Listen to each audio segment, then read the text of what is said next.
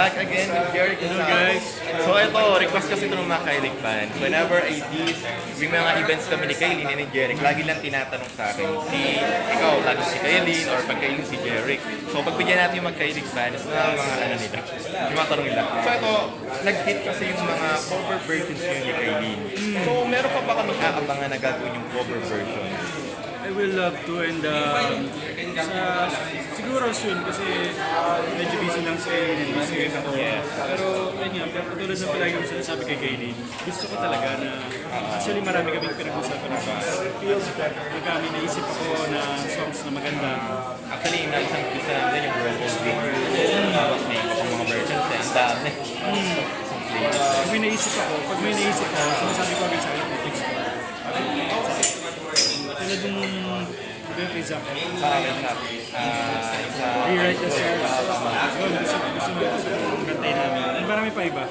Paano kayo nag-come up na mag-collaborate sa mga cover songs? Paano nyo naisip na mag-collaborate? How do you start with that? Actually, nag-start yan accidentally lang. Bago pa lang kami sa Kambal Kariban. Parang nagkikwentuhan kami about sa music. Learning namin sila sa jamming.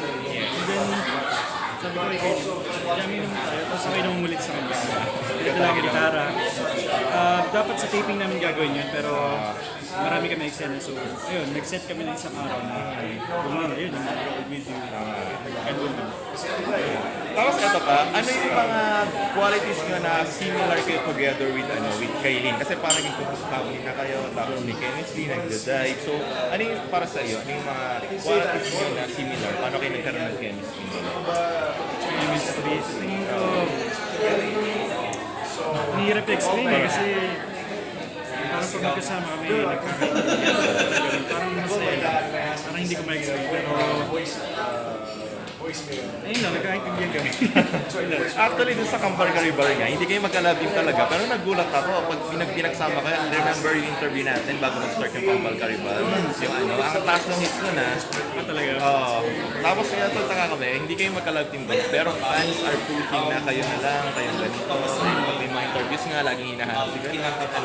So, paano ba nag-start yun? Bakit they are pairing together with you? Pero hindi kayo magka-love team sa Kambal Kariban? Parang nag-start yung Kylie. Nag-start kasi siya parang Hindi naman kayo sweet doon, di ba?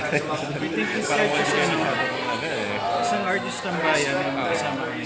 Tapos yung magpakailanman namin, kasama kami. Yung debut niya sa magpakailanman, episode niya. So yun, nagulat na lang kami sa bagay daw kami. Tama, sabi nila. And eto nga, concert ni Kylie. So, you'll be a special guest. So, ano yung aabangan namin sa just appearance mo sa concert ni Kylie this coming week?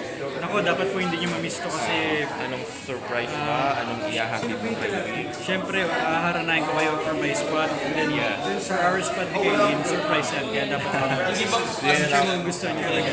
And babang magkahiwalay na kayo ngayon, di ba? May teleserye ka ng Ikalimang Kuto. Paano kayo magkakaroon pa ng siguro quality time together with Kylie? Nakita ba pa kayo? Dahil di ba sabi natin ang bonding moment nyo? Doon magkahiwalay na kayo sa project. Quality time, siguro, since busy siya and ako, since kami nakikita, more on social media, update na lang sa Instagram. Then, marami naman kami shows outside.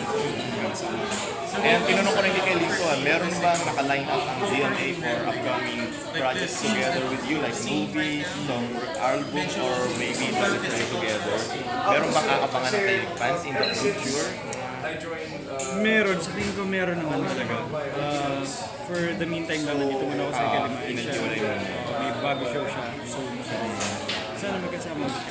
O yan, naging ka makilig. Upcoming projects for Derek and Kylie. Thank you guys. Thank you.